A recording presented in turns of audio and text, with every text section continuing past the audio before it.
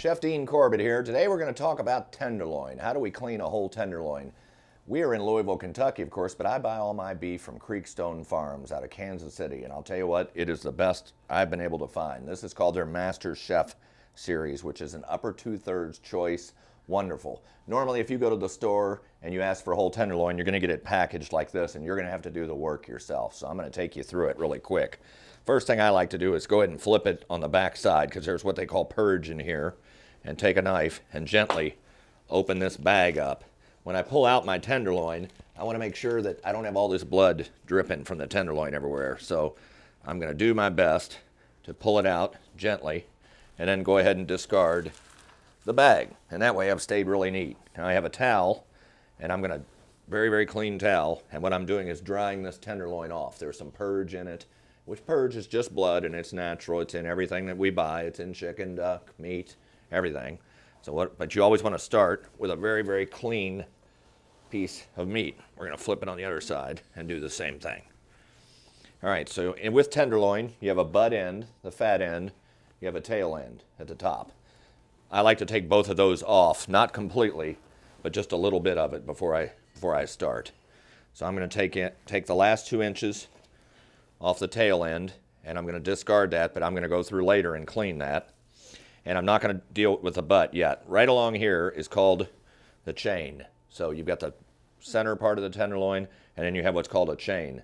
With your finger, you can go through and release this connective tissue from the chain and separate it with your finger. So don't be afraid of that. You'll see it. See how I'm separating it like that? So I've got a perfect line there. So this is going to be where you get all your nice filet meat from. This is where you can get a little bit of extra things for sautés and so forth. But this part, it comes off and is usually ground in most professional kitchens for ground beef and so forth. So with my knife, I'm going to go through and I'm going to cut along that chain very cleanly and take it off. Just like that. Now, this is perfectly good meat, as well as this middle and everything else. So after this, you can trim that off. You can do a little juliennes of it for a stir fry. You can grind it for your own burger at home if you have a grinder. Whatever you do, don't throw it out. It's not wasted product, folks. It's very good product. The next step in this is removing what they call all this visceral tissue or silver skin. You hear people refer to silver skin a lot. That's what this is. It does kind of have the color of silver, but a lot of it you can pull off by hand, as I'm doing. Just basically pulling it right off. Also using my knife to release a little bit of it, as you can see. Very easy. Now that is garbage. You do not want to use that. That needs to go into your waste container. All right, so we're looking pretty good here. We've got a pretty clean tenderloin, but what we're going to do now is remove this silver skin, and this is a process which is, it's not as difficult as it may sound. Using a boning knife, and this is where your boning knife comes in handy, try as carefully as you can to put your knife underneath that silver skin, and then pick up that piece where you've done this cut, put your knife back under there, and as you're pulling on the skin, you're actually running your knife on the bottom. And see how it comes off? So clean. So I'll try and do one, maybe see a little bit better. See, just like that. So I'm running right along there, and I'm leaving no waste. I'm getting all of it off. This is where you're going to get a really super nice fillet, dead center.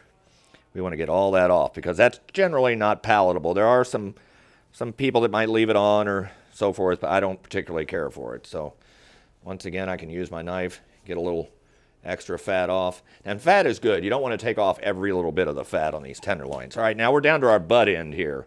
You see this is actually also has a connective section. So what we want to do is gently remove that, but at the same time not lose any product, because this is great. So I'm going to follow the line, once again, perfectly follow the line. And what I have is one really large, nice section, which I'll show you what to do with. I'm going to cut off that little end, which we can use for our burger or our saute or whatever. And then I'm flipping the tenderloin. I'm looking for one more little bit of silver skin we want to remove here. And then this fat on the bottom, I leave quite a bit of it, but the big stuff you want to go ahead and get off. You know, there's some belly fat on here that you want to go ahead and try and get off. That is grindable. You can use that for grinding. All right, we've got a really nice piece. Now, you say to yourself, I want 8-ounce fillets. What do I do with the little pieces? Well, there's a dish called turnitos. You can do 2 4-ounce medallions. You can do 3 3-ounce medallions, whatever you want to do. So starting at one of the ends, we have a small piece. This one's still not large enough for a full fillet. All right, there you have a nice dish. Turnitos, exactly. Be very nice.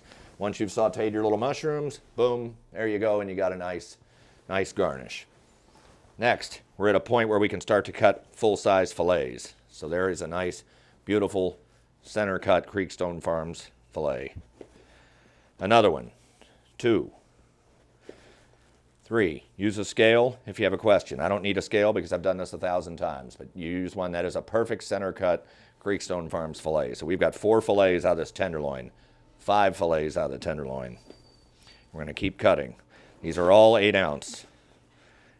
All really good. All right, so we got 1, 2, 3, 4, 5, 6, 8 of those, and then 2 more small medallions. So far, if I was doing this in a restaurant environment, I've got 8 fillets and 2 dishes with the turnitos. All right, now what about this butt end? Let's get back to it. Clean it up a little bit. Once again, you're going to remove the silver skin as cleanly as you can. Any of this that you see, because that's unpalatable. It really is when you cook it up. It's very difficult. All right, on this side, we've got a pretty good section of fat we want to get off as well. You want to clean it up the very best you can. And there's a difference between good fat and silver skin. But here we go. So let's even this out. We're going to take off both ends, and we've got this really, really nice piece. So we can either do 2 fillets with this, 2 8-ounce fillets, or we can cut it into medallions. I like to cut more of the medallions up. That one's kind of small. So we have got so much product here to utilize. So if you're at home and you've got one tenderloin that weighs 6 pounds, you just got 8 full fillets, 4 different dinners with turnitos of beef, and then all this nice scrap that you can julienne for different meals, or you can grind for a wonderful, wonderful burger. Don't forget about your chain. Clean it, but make sure you get all the silver skin and the fat off. Most of all, enjoy great beef, because there's just nothing like it. Creek Stone makes the absolute best in the country, and I hope you learned a lot and took a lot away from this.